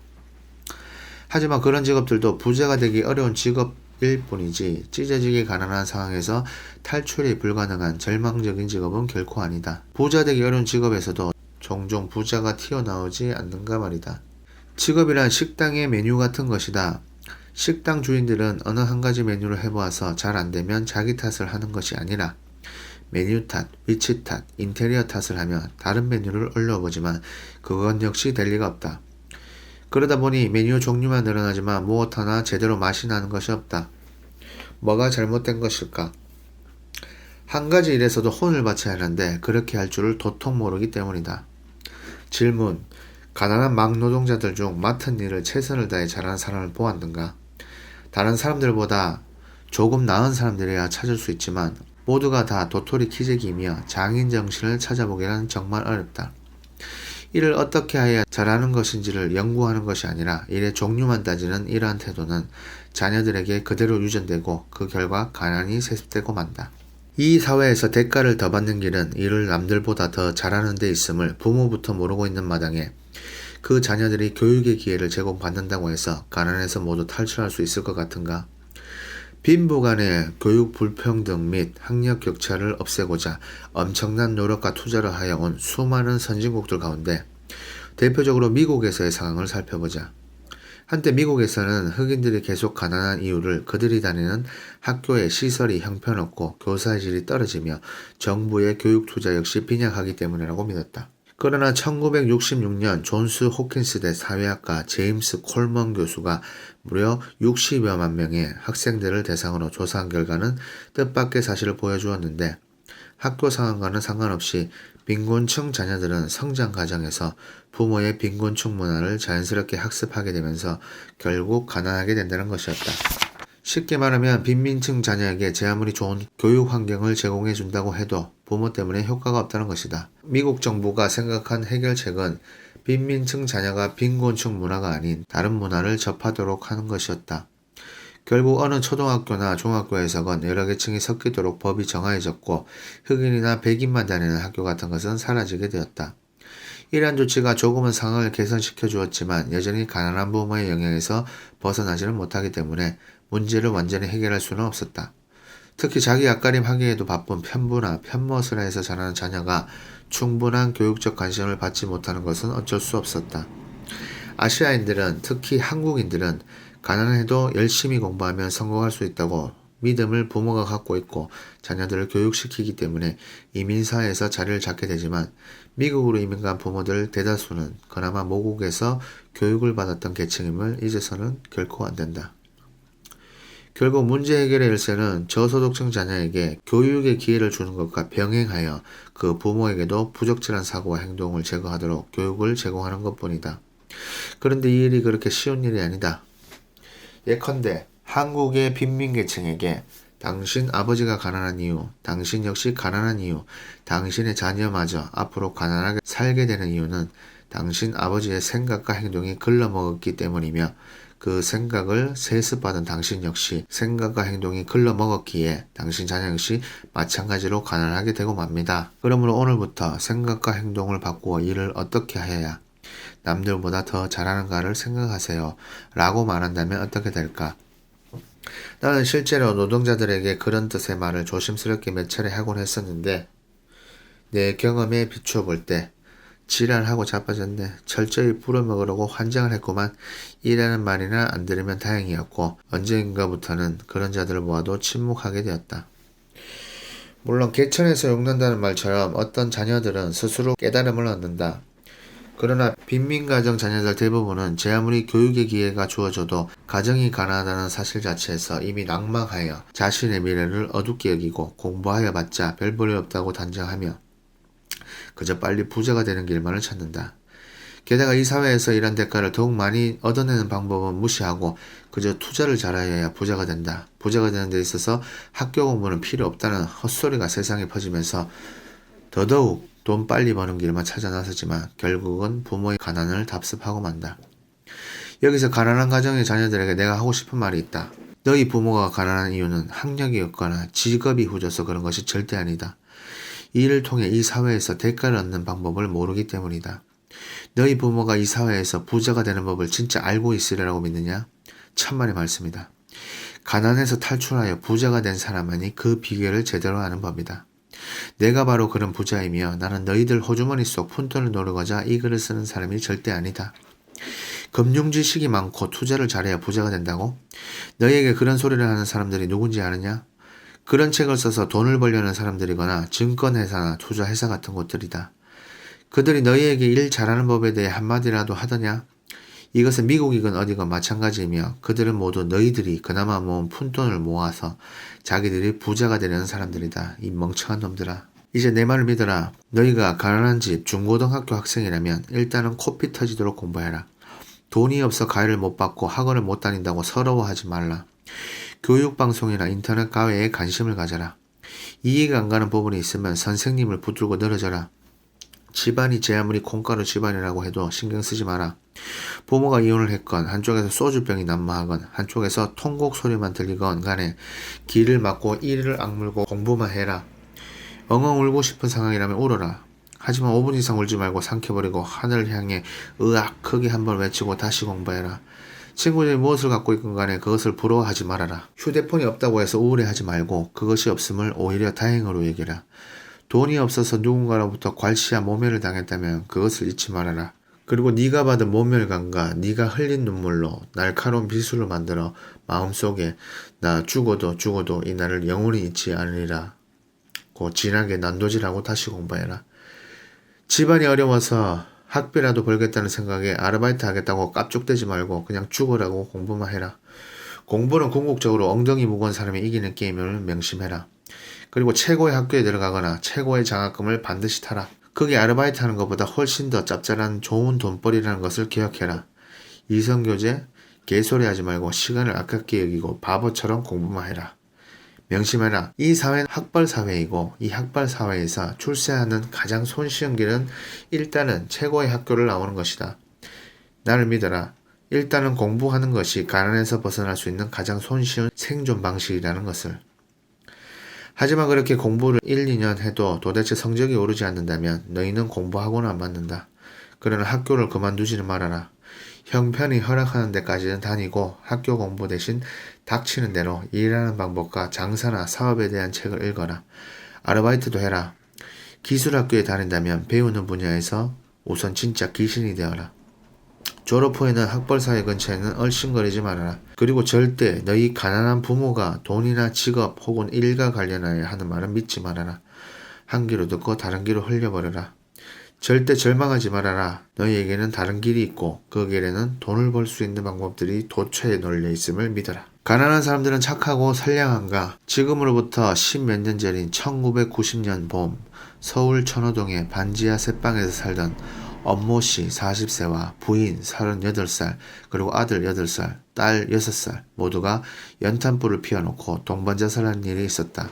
엄씨가 지금 4년 전부터 이 새방에서 보증금 50만원, 월세 9만원을 내고 살아왔는데 집주인이 집을 수리하여야 하므로 방을 비워달라고 해 이사 갈 집을 물색했으나 오른 방값을 마련하지 못해 고민하다가 결국 자살하고 만 것이었다. 서울에서 고교를 나온 엄씨가 처음 택한 직업은 군에서 배운 운전이었다. 그는 결혼 후 서너 군데 직장에서 차를 몰았으며 모 국회의원의 자가용 운전사로 월 60만 원을 받고 일하다가 차를 망가뜨린 실수 때문에 그만두었고 몇 개월 전부터 친구가 경기도 부천에 사는 부동산 소개업을 도와줬으나 벌이는 한 달에 30만 원 선에 불과했고 일정치 않았다. 어쩌면 부동산 소개 일을 하면서 시세에 밝았다는 점이 그를 지레 주눅들게 했는지도 모른다. 엄씨는 이남일녀의 맞이였다. 그래서 서울 변두리에서 동생과 함께 사는 부모를 모실 수 없는 상황을 늘 괴롭게 여겼지만 죽기 며칠 전에도 노모에게 생활비로 15만 원을 붙였다. 부인은 집에서 자수미식을 하며 생계를 꾸렸으나 죽기 얼마 전 전세 목돈을 만들고자 재봉틀마저 팔았다. 그러나 이때 받은 76만 원은 옮겨갈 방을 구하는데 그다지 도움이 되지 못했던 것 같다. 대신 어린 아들은 그날 일기장에 이렇게 적었다. 엄마가 미식을 팔았다. 그래서 기분이 좋았다. 오늘은 TV 소리가 잘 들렸기 때문이다. 방안도 참 깨끗해졌다. 명성교회 신자였던 엄씨는 유서에 이렇게 적었다. 주님께서 현숙한 처녀를 어머님 눈에 띄게 하셔서 좋은 아내를 주셨고 귀여운 남매까지 선물로 주시는 축복을 허락하셨다. 얼마나 행복할 수 있는 가족인가. 그러나 다만 한 가지 나에게 물질의 축복, 남들처럼 돈 잘 버는 재주만은 주지 않으셨다. 가족들이 함께 머물 수 있는 한 뼘의 공간이라도 허락하셔서 가엾은 부모님을 모시고 하느님 뜻대로 살 수 있다면 얼마나 좋을 것인가. 하느님도 이제 없는 자의 소원을 들어주어 그들에게도 방을 마련해 달라. 집을 비워달라는 얘기를 들은 후부터 고민에 빠져 하루도 마음 편할 날이 없었다. 집 문제 하나 해결 못하는 무능한 가장, 이런 남편을 하늘처럼 섬기며 불평 한마디 해본 적이 없이 늘 쾌활한 아내, 당신은 정녕 천사이리라. 나쁜 짓을 하면 하나님께 혼난다는 말을 종알거리는 아이들, 너희도 정녕 천사이리라. 전세가 말을 위해 추진했던 일들이 모두 제대로 한데 이젠 방법이 없다. 나 혼자 세상을 떠나려고 했지만 이 살벌하고 각박한 세상에 떨어진 처자식의 앞날이 얼마나 고생스러울 것인가. 천사처럼 착한 아내의 모습도 아이들도 이제는 볼 수 없겠구나. 아버지 때부터 시작되어 오고 있는 가난이 나에게 물려졌고 기적이 없는 한 자식들에게도 물려지게 될 것이다. 빈익빈 부익부의 악순환이 끝날 조짐도 없다. 폭등하는 부동산 가격에 내 집 마련의 꿈은 고사하고 매년 오르는 집세도 충당할 수 없는 서민의 비애를 자식들에게는 느끼게 하고 싶지 않다. 정치하는 자들, 특히 경제 담당자들이 탁상공론을 실시하는 경제 정책마다 빗나가고 실패하는 우를 범하여 가난한 서민들의 목을 더 이상 조르지 않도록 그들에게 능력과 지혜를 주시어서 없는 자들의 절망과 좌절이 계속되지 않도록 하여 주시옵소서. 엄씨는 죽기 전 장례 비용이라고 적은 봉투에 10만원짜리 자기압수표 9장과 만원권 지폐 10장 등 100만원을 담아 방 안 책상 위에 놓아두었으며 부동산 소개 일을 하면서 고개를 태우고 다니고자 월부로 산 프레스토 승용차를 팔아 장례 비용에 보태달라고까지 했다. 이상은 당시에 거의 모든 신문기사들을 모아 재편집한 것이다. 참으로 가슴 아픈 이야기 아닌가. 이 착하고 선량한 사람들이 왜 집 문제 때문에 자살해야 하는가. 집주인이 나쁜 놈이다. 아마도 당시에는 그렇게 생각하는지도 모른다. 당시 어느 경제학 교수는 모 일간지에서 다음과 같이 성토했다. 경제가 성장하더라도 잘못된 분배구조가 고쳐지지 않으면 서민들의 생활이 더욱 어려워진다. 오늘날 우리 사회의 비참과 혼란은 비인간적 이기심에 상당 부분 기인한다.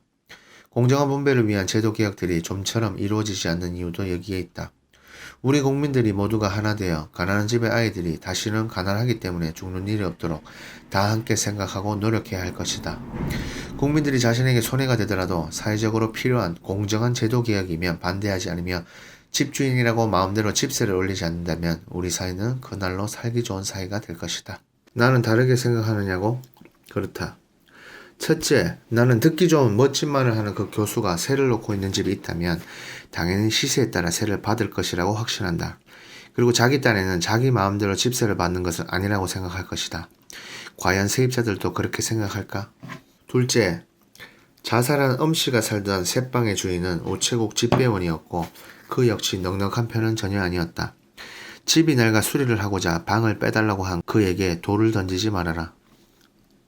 셋째, 집주인들이 마음대로 집세를 올리지 못하게 되면 가난한 사람들이 살기 좋은 나라가 된다는 것은 망상에 지나지 않는다. 그렇게 되면 아무도 임대주택을 구입하려고 하지 않기에 셋집의 수는 대폭 줄게 되고 임대 가격은 대폭 올라버리게 된다. 가난한 사람들이 더더욱 살기 힘들어지게 된다는 말이다.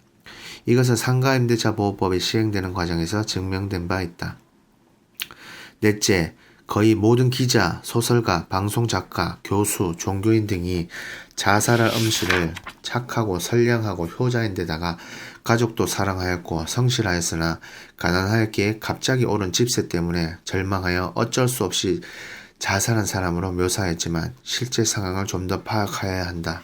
아주 차갑게 어른보다 더 냉정한 판단력으로 그의 동반 자살을 살펴보자.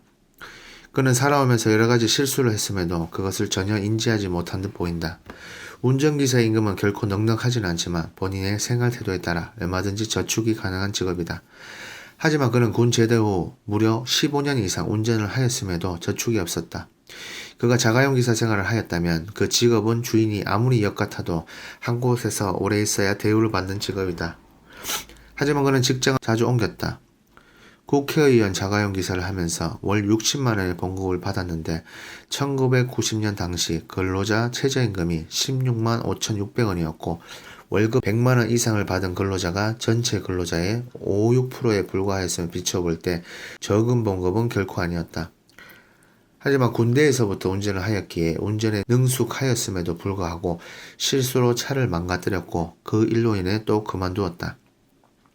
그리고 그는 친구가 하는 부동산 중개업소에 나가면서 고객 접대용이라는 명분으로 프레스토 승용차를 월부로 샀지만 집은 천호동이었고 1터는 부천이었다. 그 먼 거리를 자가용으로 출퇴근하였다는 것은 그의 처지를 볼 때 정말 어리석은 행동이었다.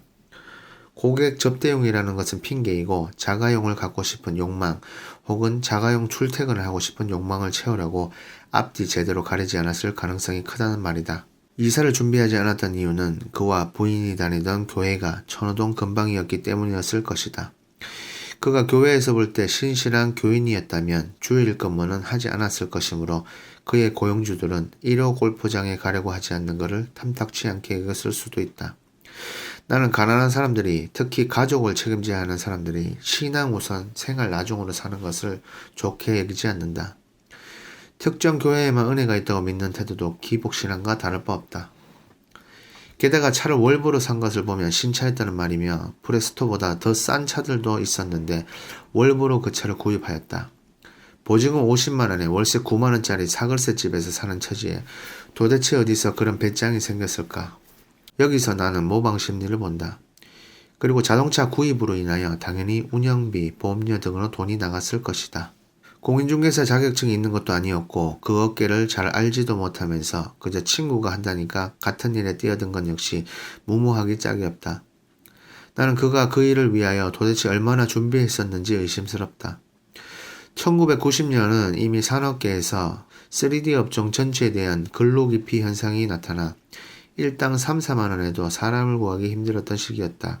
정부에서 국군의 날과 한글날을 공휴일에서 제외시키자 한국노총에서 대정부 규탄 집회를 잇따라 개최하면서 총파업을 하겠다고 공개적으로 선언했던 시기도 그 해였다. 그가 다른 일을 하려고 했다면 얼마든지 일자리를 얻을 수 있었음에도 잘 알지도 못하는 복덕방 사무실에 나간 이유가 도대체 뭘까? 돈도 잘 벌고 편해 보였기 때문 아닐까? 그가 더럽고 힘들고 위험한 일들을 하고자 하려는 마음만 있었다면 그는 보다 더 안정된 수입을 얻을 수 있었을 것이다. 능력과 지혜가 필요했던 사람은 우선은 그 자신이었다.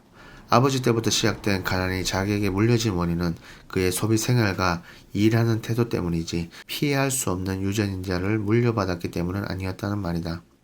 때문에 나는 그를 착하고 선량한 사람으로 여기기보다는 자기 분수를 모르고 소비 생활을 제대로 통제하지도 않으면서 자기 자신은 열심히 살고 있다고 생각하면서 스스로 절망을 초래한 사람이었을 가능성이 더 크다고 본다. 내가 10몇 년 전에 가족 동반자살 사건을 언급하고 차갑고 싸늘한 눈으로 이야기하는 이유는 가난한 사람들은 착하고 선량하다고 충분히 말할 수 있었던 산업화 시대의 보편적 사고가 90년대 이후에 고소득 시대에서도 계속 수정없이 이어지는 잘못이 우리 사회에 있기 때문이다.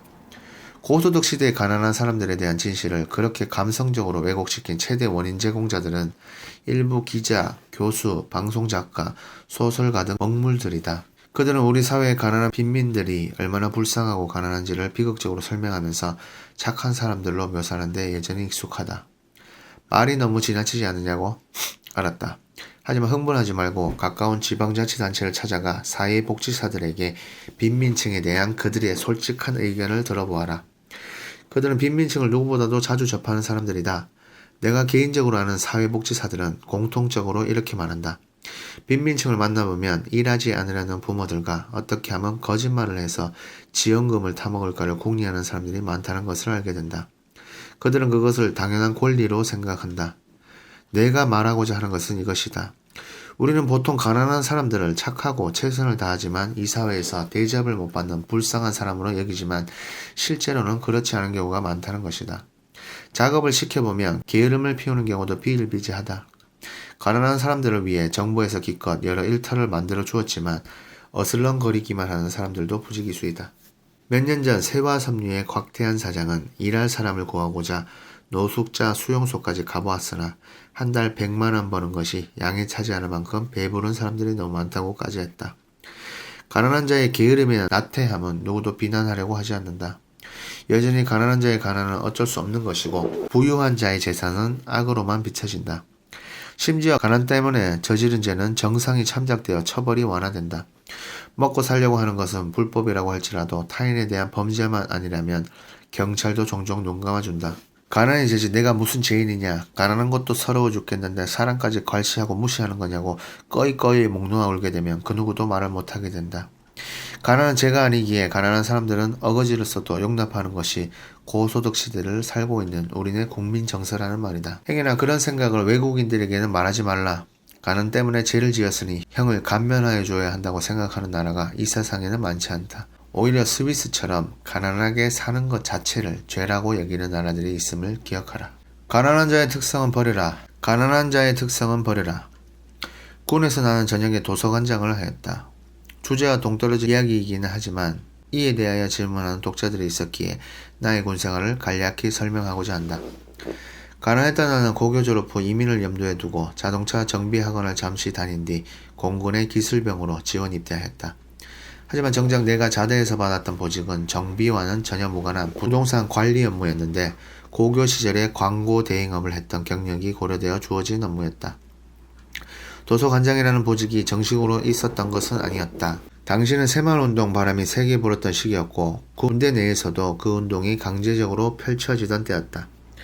부동산 관리라고 하는 업무의 부패적 특성상 부대장과 가까이 지냈던 나는 군 새마을운동의 일환으로 부대 도서관을 만들고 휴가 장병들은 무조건 책 2권을 가져오도록 하고 계급별로 월급에서 얼마씩 떼어내 매월 도서를 구입하자고 제안을 하였다.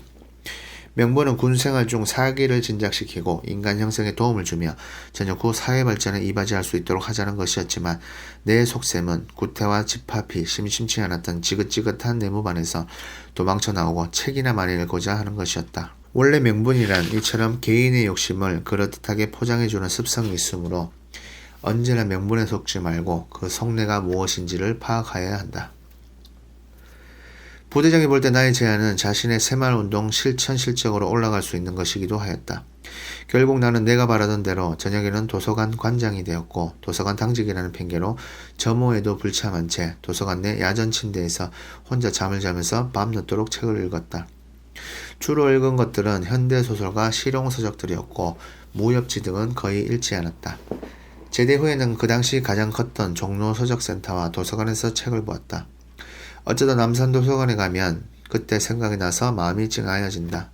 도시락 찬밥을 말아 먹을 수 있는 우동 국물이 10원이었던 것으로 기억되는데 그거 하나 제대로 사 먹을 수 없었던 때가 그리워지는 것은 웬일일까. 성공에 대한 책들도 많이 읽었지만 실전 노하우는 하나도 없고 희망을 갖고 적극적 사고방식으로 열심히 살아라는 뜬구름 잡기들이었기에 읽을수록 실망이 컸다. 오히려 빈민들에 대한 책과 논문들이 손에 먼저 잡혔다.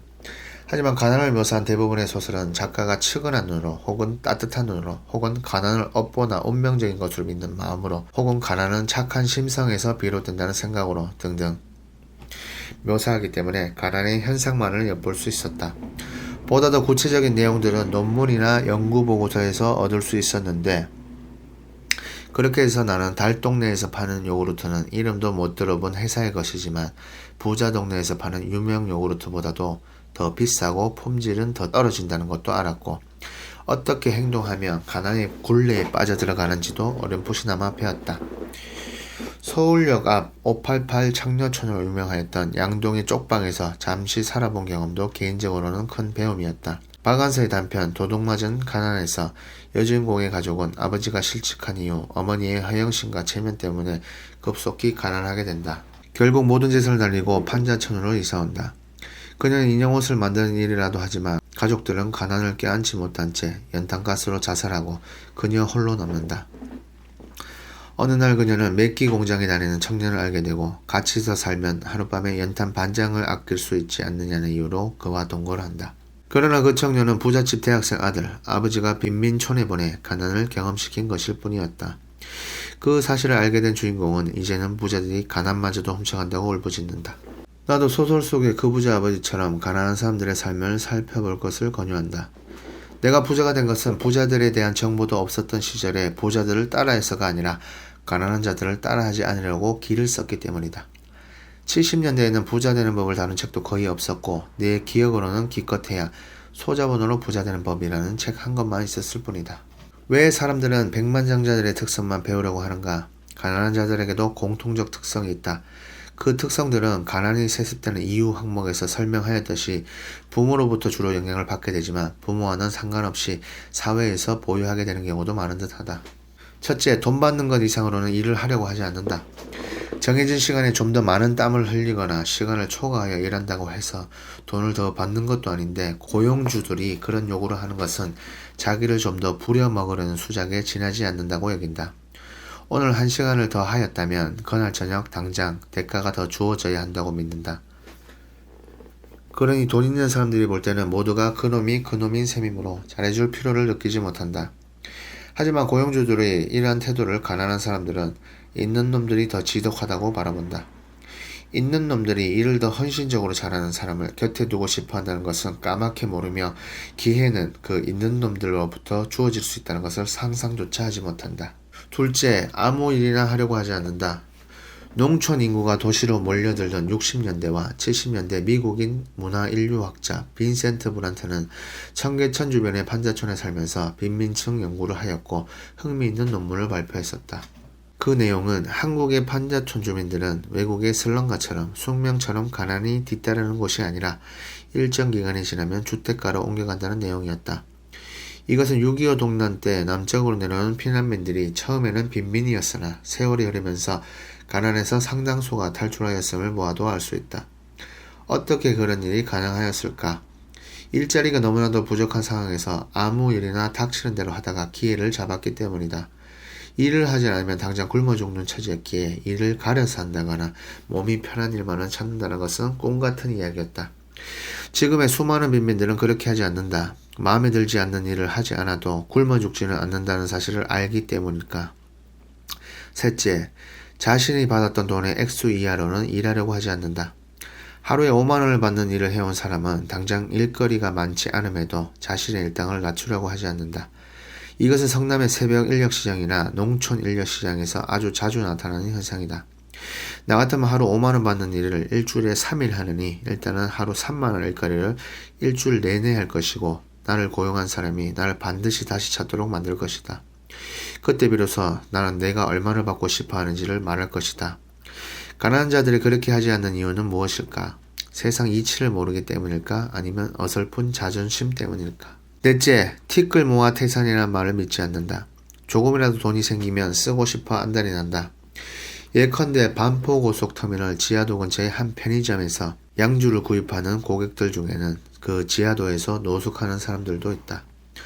비 오는 날은 공 치는 날이라는 것을 뻔히 알면서도 돈을 아끼지 않으며 기분 내키는 대로 써버린다. 굶어 죽는 한이 있어도 비상금을 축내지는 않는다는 중국인들과는 전혀 다르다. 그래서 약간의 돈이라도 생기면 술집으로 가거나 심지어 그곳 여자들에게 돈을 뿌리는 한심한 놈들도 자주 눈에 띄인다. 이런 습성은 그 자녀에게도 물려지고 그 자녀들 역시 한 푼이라도 생기게 되면 오락실로 달려가거나 PC방에 가서 진을 친다. 5째, 운명론을 받아들이고 사주팔자를 신봉한다. 정주영은 무엇을 했어도 부자가 될 팔자였지만 자신은 뭘 해도 마찬가지라고 생각한다. 다른 사람들은 고무신을 신고 다녀도 신이 벗겨지지 않지만 자신은 워커를 신고 뛰어도 신이 벗겨져 넘어질 팔자이며 부자 될 사람은 따로 정해져 있다고 믿는다. 때문에 노력에 의존하지 않고 점술가들이 하는 말에 귀를 쫑긋거린다. 생각과 행동에 문제가 있기 때문에 가난을 자초한다는 지적은 개짖는 소리로 여기며 자신은 하느라고 하는데 타고난 팔자가 더러워서 어쩔 수 없다는 식으로 생각한다. 실제로는 사주팔자를 자신의 게으름에 대한 방패막이로 사용하고 있을 뿐이다. 6째, 세상을 일방적으로 해석하고 쉽게 흥분한다. 순박하여서가 아니라 전체적 상을 보는 시력이 약하기 때문이다. 그러다 보니 흑백 논리에 아주 강하다. 세상은 회색인데도 말이다. 자기가 가난한 것은 못 배웠기 때문이거나 남들보다 약삭 빠르지 못하기 때문이며 있는 놈들이 돈을 다 갖고 있기 때문이라고 믿는 경우도 많다. 자기 판단에 대해 스스로 의심을 하지 않는다. 때문에 자기 생각이 잘못된 것인지도 모른다는 불안감이 별로 없다. 7째, 경험자의 이야기보다는 자기 판단을 더 믿는다. 예컨대 선택의 기로에 있어서 나에게 조언을 구한 사람들 중 많은 수는 내가 충고한 대로 하지 않고 자기 생각대로 한다. 나는 이게 참 이상하다. 그렇게 할 것을 왜 아까운 내 시간을 허비하게 만드는지 이해가 가지 않는다는 말이다. 그렇게 자기 생각대로 하다가 세월이 지나면 다시 찾아오는데 내가 말해주면 뭐하랴. 또다시 자기 생각대로 할 것이 뻔한데 그들은 우주에는 총 3201억 59,083만 7647개의 별이 있다고 내가 말하면 믿지만 내가 경험적으로 알게 된 주의사항들을 말하면 믿지 않는다. 하기 실조심이라고 써놔도 직접 손을 대보는 사람들은 언제나 있지 않은가. 당신이 미래에 부자가 될 수 있는지 없는지를 판가름할 수 있는 방법이 있다. 가난한 친구들을 찾아가 부자가 되는 방법에 대해 그들의 말을 귀담아 들어보라. 그들의 말에 당신이 공감을 한다면 당신도 가난한 자들의 공통적 특성을 갖고 있음을 깨달아라. 부자가 되지 못하게 만드는 심리. 1990년부터 1999년까지 10년 동안 영국 워릭대 연구팀은 돈이 얼마나 있어야 사람이 행복감을 느끼는가를 연구하고자 매년 영국인 1만 명을 무작위로 추출해 생활 수준과 만족도를 분석하였다.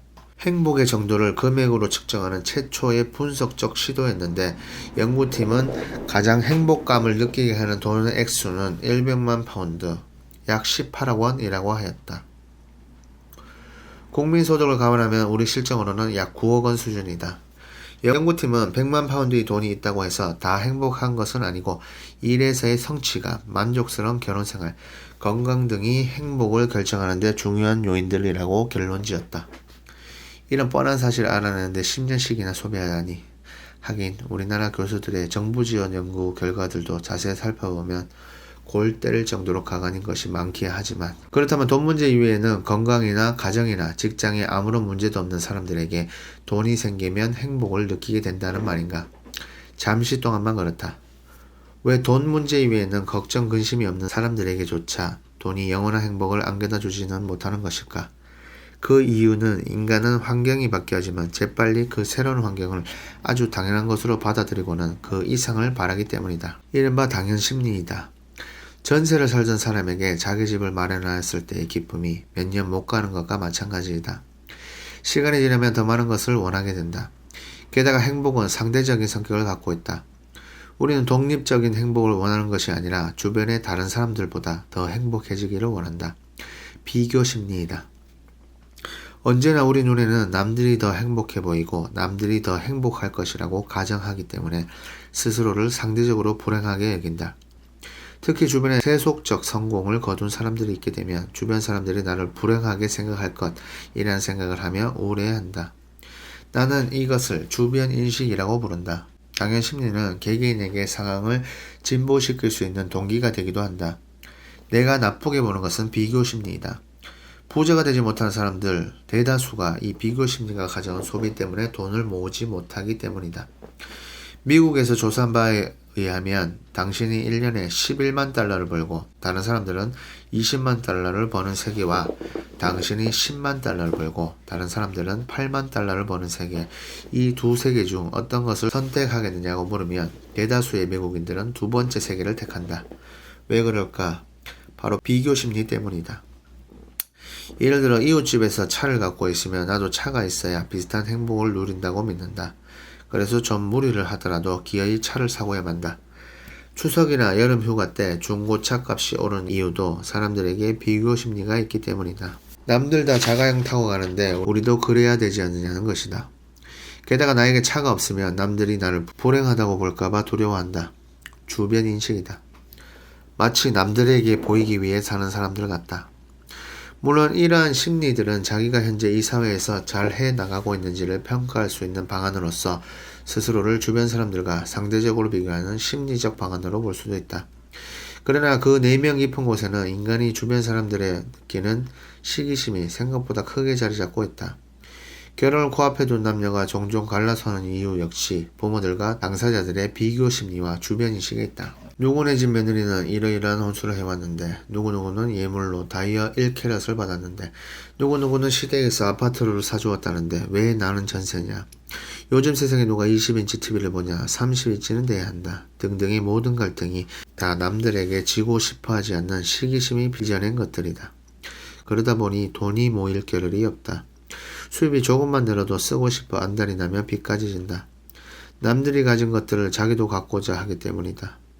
혹시라도 그런 상대방을 만났다면 또는 상대방의 집안이 그렇다면 나중에 후회하지 말고 빨리 헤어져라. 이미 결혼을 했다면 아이가 생기기 전에 이혼하는 것이 현명하다. 진정한 부자들은 이 세 가지 심리들을 극복한 사람들이다. 서울 강남에 있는 금융기관들에 가서 물어보아라. 진짜 알부자들은 전혀 부자같이 보이지 않는다.